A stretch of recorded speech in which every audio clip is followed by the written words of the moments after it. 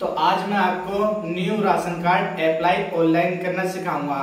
आप बहुत आसानी से मात्र 15 रुपए में अपना new ration card apply online कर सकते हो।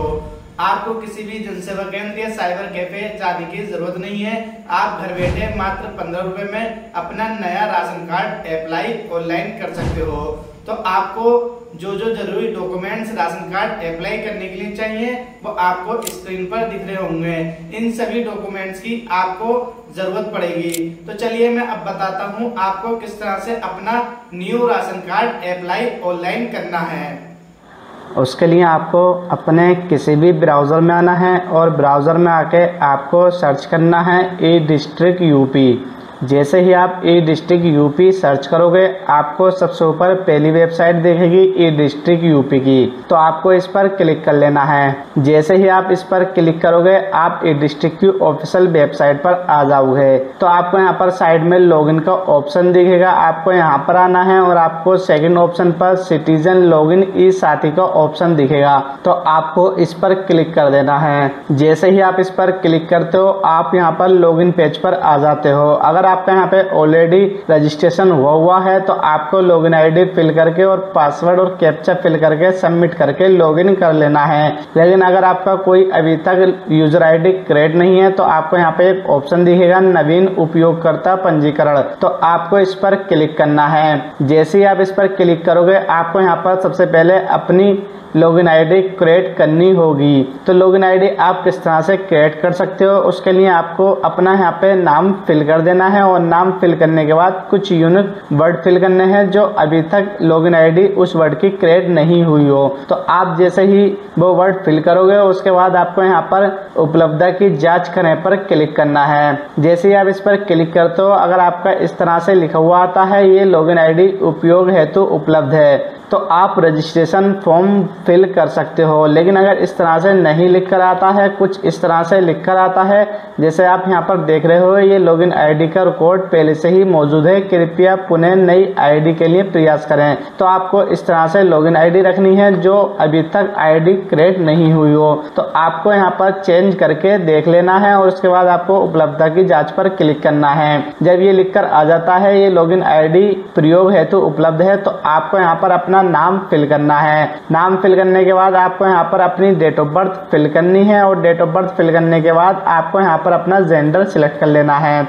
जेंडर सिलेक्ट करने के बाद आपको यहाँ पर अपना पूरा एड्रेस फिल कर देना है जो आपके आधार कार्ड पर है। उसके बाद आपको यहाँ पर अपना पिन कोड फिल करना है और पिन कोड फिल करने के बाद आपको यहाँ पर अपना डिस्ट्रिक्ट यानी जिला सिलेक्ट कर लेना है। उसके बाद आपको यहाँ पर अपना मोबाइल नंबर फिल करना है और मोबाइल नंबर फिल करने के बाद आपको यहाँ पर अपनी ईमेल आईडी फिल करनी है। जैसे ही आप अपनी ईमेल आईडी फिल करोगे उसके बाद आपको यहाँ पर ये कैप्चा फिल करना है और कैप्चा फिल करने के बाद आपको सुरक्षित करें पर क्लिक करना है। जैसे ही आप सुरक्षित करें पर क्लिक करोगे आपका यहाँ पे रेड कलर में लिखा हुआ आ जाएगा पंजीकरण सफलतापूर्वक हो गया है और ओटीपी आपके पंजीकृत मोबाइल नंबर पर सेंड कर दिया गया है। उसके बाद आपको यहाँ पर लॉगिन पर क्लिक करना है। जैसे ही आप लॉगिन पर क्लिक करोगे आपने जो लॉगिन आईडी क्रिएट करी थी वो लॉगिन आईडी आपको यहाँ पर फिल कर देनी है और लॉगिन आईडी फिल करने के बाद जो आपके नंबर पर ओटीपी आया है वो ओटीपी आपको यहाँ पर फिल करना है और ओटीपी फिल करने के बाद आपको कैप्चा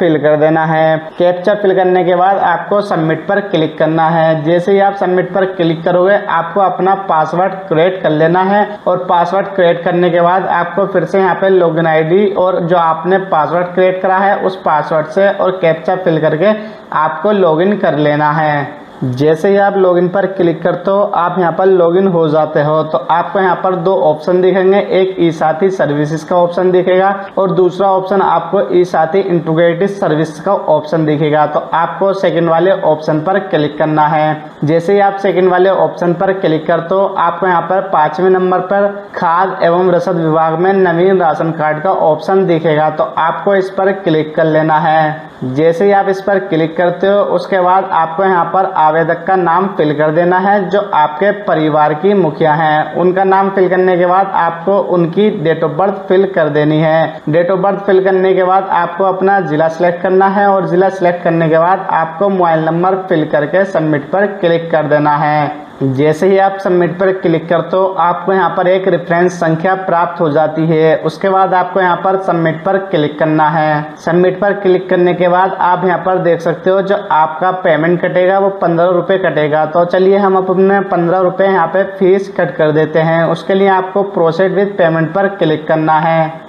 जैसे ही आप प्रोसीड विद पेमेंट पर क्लिक करते हो आप यहाँ पर पेमेंट पेज पर आ जाते हो। तो उसके बाद आपको यहाँ पर एक ऑप्शन दिखेगा QR का, तो आपको QR पर क्लिक करना है। QR पर क्लिक करने के बाद आपको यहाँ पर सिलेक्ट योर QR पर क्लिक करके आपको भीम UPI पर क्लिक कर देना है। उसके बाद आपको मेक पेमेंट पर क्लिक करना है। जैसे ही आप मेक पेमेंट पर क्लिक करते हो आपके सामने QR कोड ओपन हो जाता है। तो आपको इस QR को स्कैन करके 15 रुपये का पेमेंट कर देना है। जैसे ही आप पेमेंट करते हो अगर आपके सामने इस तरह से कोई एरर आता है या आपको राशन कार्ड अप्लाई करते समय इस तरह से एरर आता है तो आपको यहाँ पर फिर से लॉगिन कर लेना है। जैसे ही आप यहाँ पर लॉगिन कर लेते हो तो आपको यहाँ पर एक ऑप्शन दिखेगा चौथे नंबर पर आवेदन की सूची। तो आपको आवेदन की सूची पर क्लिक करना है। जैसे ही आप आवेदन की सूची पर क्लिक करते हो आपको यहाँ पे फिर से सेकंड वाला ऑप्शन सिलेक्ट कर लेना है, ई साथी इंटीग्रेटेड सर्विसेज। तो जैसे ही आप इस पर क्लिक करते हो आपका यहाँ पे नीचे आपकी एक रेफरेंस संख्या प्राप्त हो जाती है जो आपको उस टाइम पर मिली थी। तो आपको इसको कॉपी कर लेना है या लिख कर रख लेना है। उसके बाद आपको यहाँ पर होम पर क्लिक करना है। यहाँ पर आपको थर्ड नंबर पर सेवा शुल्क भुगतान का ऑप्शन दिख रहा होगा, आपको इस पर क्लिक करना है। इस पर क्लिक करने के बाद आपको यहाँ पर फिर से सेकंड वाले ऑप्शन पर क्लिक करना है। जैसे ही आप इस पर क्लिक करते हो आपको अपनी रेफरेंस नंबर यहाँ पर फिल कर देना है। रेफरेंस नंबर फिल करने के बाद आपको सबमिट पर क्लिक करना है। जैसे ही आप सबमिट पर क्लिक करते हो आपके यहाँ पर ट्रांजैक्शन डिटेल शो हो जाती है। तो आपको यहाँ पर प्रोसीड पर क्लिक करना है। जैसे आप प्रोसीड पर क्लिक करते हो आपके सामने राशन कार्ड का आवेदन खुल जाता है। तो आपको यहाँ पर नीचे आगे बढ़े का ऑप्शन दिखेगा, तो आपको आगे बढ़े पर क्लिक करना है। जैसे ही आप आगे बढ़े पर क्लिक करते हो आपको यहाँ पर नया राशन कार्ड का ऑप्शन दिखेगा। तो आपको नया राशन कार्ड पर क्लिक करना है।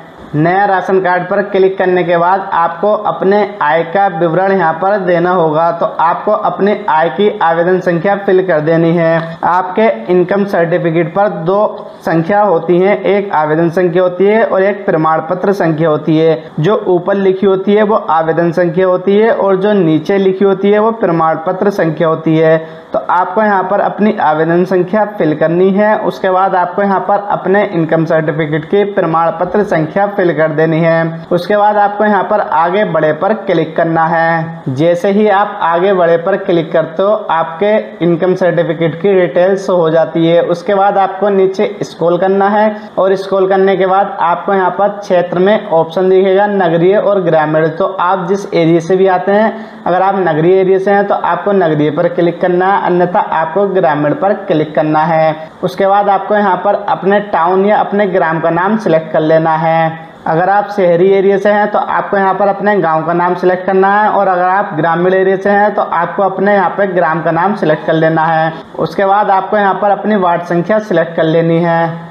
वार्ड संख्या और गांव का नाम सिलेक्ट करने के बाद आपको यहाँ पे राशन कोटेदार का नाम दिख जाएगा। तो आपको यहाँ पे राशन कोटेदार का नाम यहाँ पे सिलेक्ट करके फिल कर देना है। उसके बाद आपको परिवार की महिला मुखिया का विवरण देना होगा। अगर आपके परिवार में 18 वर्ष से अधिक आयु की महिला नहीं है तो आपको इस पर टिक करना है और आपको मुखिया पुरुष को बना देना है। अगर 18 वर्ष से ज़्यादा की महिला आपके परिवार में है तो आपको यहाँ पर उस महिला को मुखिया बना देना है और उसका विवरण यहाँ पर फिल कर देना है। तो आपको अपने परिवार के मुखिया का नाम हिंदी में यहाँ पर फिल करना है। हिंदी में नाम फिल करने के बाद आपको यहाँ पर इंग्लिश में उस मुखिया का नाम फिल कर देना है। फिर मुखिया के पिता का नाम आपको यहाँ पर हिंदी में फिल करना है और उसके बाद आपको मुखिया के पिता का नाम इंग्लिश में यहाँ पर फिल कर देना है। और अगर उस मुखिया की शादी हो गई है तो आपको मुखिया के पति का नाम यहाँ पर फिल कर देना है हिंदी में। और आपको यहाँ पर इंग्लिश में मुखिया के पति का नाम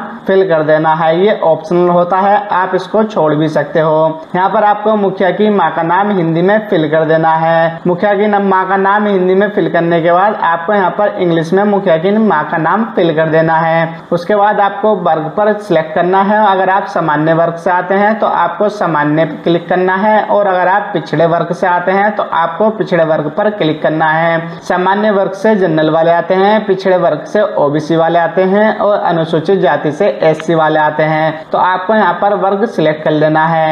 यहाँ पर जेंडर ऑटोमेटिक सिलेक्ट हुआ आ जाता है। उसके बाद आपको यहाँ पर मुखिया की डेट ऑफ बर्थ फिल कर देनी है। आप कैलेंडर से भी फिल कर सकते हो, और यहाँ पर टाइप करके भी आप मुखिया की डेट ऑफ बर्थ फिल कर सकते हो। उसके बाद आपको यहाँ पर मुखिया के आधार संख्या फिल कर देनी है। आधार संख्या फिल करने के बाद आपको यहाँ पर पेशा व्यवसाय का ऑप्शन दिखेगा, तो जो भी मुखिया का काम है वो आपको यहाँ पर फिल कर देना है। अगर मुखिया गृहिणी है तो आपको गृहिणी पर क्लिक कर देना है। यहाँ पर वार्षिक आय आपके इनकम सर्टिफिकेट से ऑटोमेटिक ले ली जाती है। यहाँ पर आपको एक ऑप्शन दिखेगा गैस कनेक्शन की स्थिति। अगर आपके घर गैस कनेक्शन है तो आपको हाँ पर क्लिक करना है, अन्यथा आपको नहीं पर क्लिक करना है। यहाँ पर आपको ईमेल आईडी फिल कर देनी है, और आपको यहाँ पर विद्युत कनेक्शन की स्थिति दिख रही होगी। अगर आपके घर में विद्युत कनेक्शन यानी लाइट कनेक्शन है तो आपको हाँ पर क्लिक करना है, अन्यथा आपको नहीं पर क्लिक कर देना है। उसके बाद आपको इस टिक पर क्लिक करके आगे बढ़े पर क्लिक करना है। जैसे ही आप इस पर क्लिक करते हो आपकी यहाँ पर बेसिक डिटेल सफलतापूर्वक सुरक्षित हो जाती है। उसके बाद आपको यहाँ पर ओके पर क्लिक करना है। ओके पर क्लिक करने के बाद आप यहाँ पर देख सकते हो हमारे यहाँ पे बेसिक डिटेल्स कंप्लीट हो चुकी है। अब हम यहाँ पर एड्रेस डिटेल्स में आ चुके हैं, तो हमें यहाँ पर अपना एड्रेस फिल कर देना है। आपको एड्रेस यहाँ पर अपने आधार कार्ड के हिसाब से फिल करना है। आपको यहाँ पर अपना मकान नंबर या फ्लैट संख्या फिल कर देनी है। उसके बाद आपको यहाँ पर अपना सड़क, बिल्डिंग, अपार्टमेंट का नाम या मोहल्ले का नाम फिल कर देना है। उसके बाद आपको यहाँ पर सेक्टर या खंड का नाम फिल कर देना है। अगर आपका कोई लैंडमार्क है तो आपको यहाँ पर लैंडमार्क पर क्लिक कर देना है। यहाँ पर आपको अपने मोहल्ला या कॉलोनी का नाम फिल कर देना है। उसके बाद आपको यहाँ पर पिन कोड फिल करना है। आपको यहाँ पर सेकंड ऑप्शन दिखेगा स्थायी निवास विवरण। स्थायी निवासी एड्रेस अगर आपका अलग है तो आपको यहाँ पर फिल कर देना है, और अगर आपका एड्रेस सेम है तो आपको इस टिक पर क्लिक करना है। जैसे ही आप इस टिक पर क्लिक करते हो आपका वर्तमान एड्रेस और स्थायी एड्रेस दोनों सेम फिल हो जाते हैं। उसके बाद आपको यहाँ पर सुरक्षित करें एवं आगे बढ़े पर क्लिक करना है। जैसे ही आप सुरक्षित करें एवं आगे बढ़े पर क्लिक करते हो आपके यहाँ पर पते का विवरण सुरक्षित हो जाता है। उसके बाद आपको ओके पर क्लिक करना है। तो आप यहाँ पर देख सकते हो हमारे 2 स्टेप कंप्लीट हो चुके हैं। हम यहाँ पर थर्ड स्टेप फैमिली डिटेल्स में आ गए हैं। तो आपको यहाँ पर अपने फैमिली के सदस्य ऐड कर लेने हैं। उसके लिए आपको अपने फैमिली सदस्य का नाम हिंदी में फिल कर देना है आधार कार्ड से देखकर।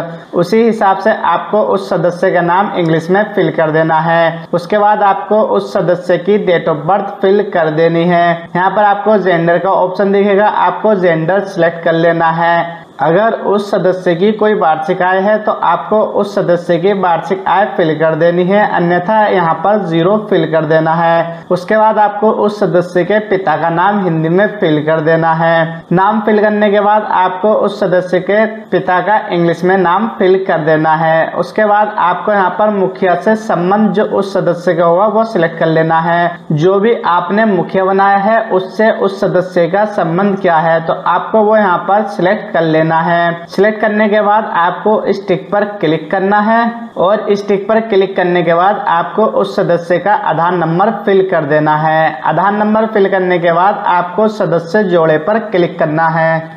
जैसे ही आप सदस्य ऐड कर लेते हो उसके बाद आपको यहाँ पर एक ऑप्शन दिखेगा नया परिवार के सदस्य जोड़ें, तो आपको इस पर क्लिक करना है।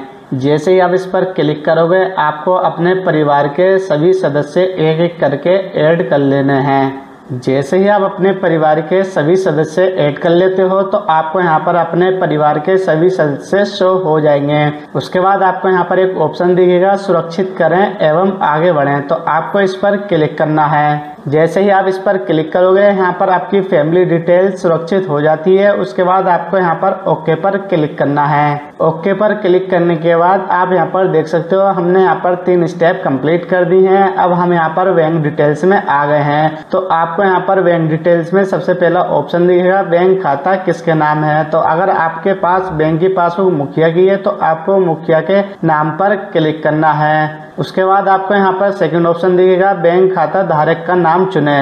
जैसे ही आप इस पर क्लिक करोगे आपके बैंक खाता धारक का नाम ऑटोमेटिक ले लिया जाएगा आपकी फैमिली डिटेल्स है। तो आपको यहाँ पर अपनी बैंक का नाम सिलेक्ट करना है और बैंक का नाम सिलेक्ट करने के बाद आपको यहाँ पर अपनी बैंक शाखा सिलेक्ट कर देनी है। जैसे ही आप बैंक शाखा सिलेक्ट करोगे यहाँ पर ऑटोमेटिक IFSC कोड आ जाएगा।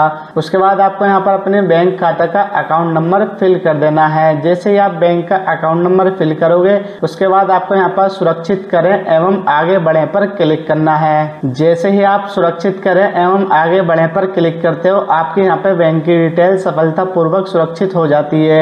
उसके बाद आपको यहाँ पर ओके पर क्लिक करना है। ओके पर क्लिक करने के बाद आपको यहाँ पर अपने डॉक्यूमेंट्स अपलोड करने होंगे। तो आप यहाँ पे 5वें स्टेप पर आ गए हो जहाँ पर आपको अपने डॉक्यूमेंट्स अपलोड करने होंगे।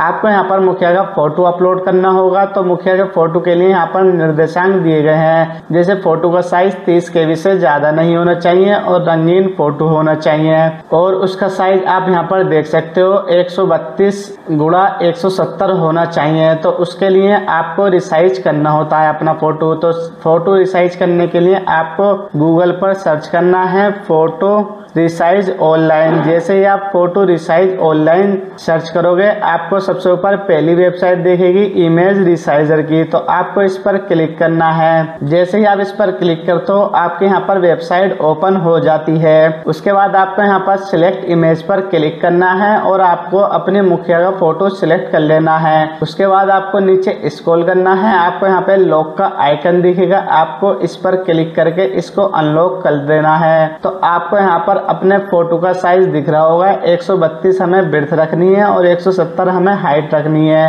तो हम यहाँ पर 132 ब्रेड्थ रख देते हैं और हाइट हम यहाँ पर 170 रख देते हैं। उसके बाद आपको नीचे स्क्रॉल करना है। आपको यहाँ पर क्वालिटी दिखेगी। तो आपको ये क्वालिटी कम कर देनी है क्योंकि हमें यहाँ पे फोटो का साइज मात्र 30 KB से कम चाहिए। तो हम यहाँ पर फोटो की क्वालिटी कम कर देते हैं। उसके बाद आपको रिसाइज इमेज पर क्लिक करना है। जैसे आप रिसाइज इमेज पर क्लिक करोगे आपको यहाँ पर आपके फोटो का साइज दिख जाएगा। अगर आपके फोटो का साइज ज्यादा आता है तो आपको यहाँ पे फिर से क्वालिटी कम कर देनी है। क्वालिटी कम करने के बाद आपको फिर से रिसाइज पर क्लिक करना है। तो आप यहाँ पर देख सकते हो हमारा फिर से यहाँ पर अभी 30 KB से ज्यादा साइज है। तो हमें यहाँ पर फिर से क्वालिटी कम करनी है। क्वालिटी कम करने के बाद आपको फिर से रिसाइज इमेज पर क्लिक करना है। जैसे ही आपके फोटो का साइज 30 KB से कम हो जाए उसके बाद आपको यहाँ पे डाउनलोड इमेज पर क्लिक करना है।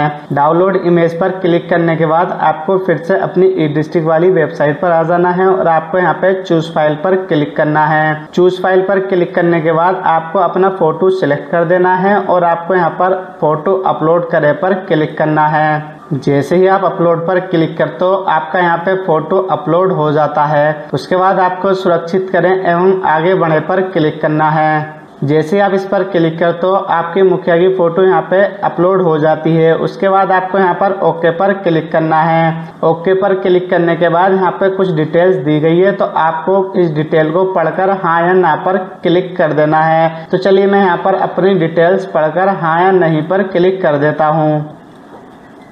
जैसे कि आप यहाँ पे 7वां ऑप्शन देख सकते हो परिवार के पास कुल उपलब्ध शस्त्र लाइसेंसों की संख्या। अगर आपके पास है तो आपको यहाँ पर लिख देना है कि कितने हैं। अगर आपके पास नहीं है तो आपको 0 फिल कर देना है।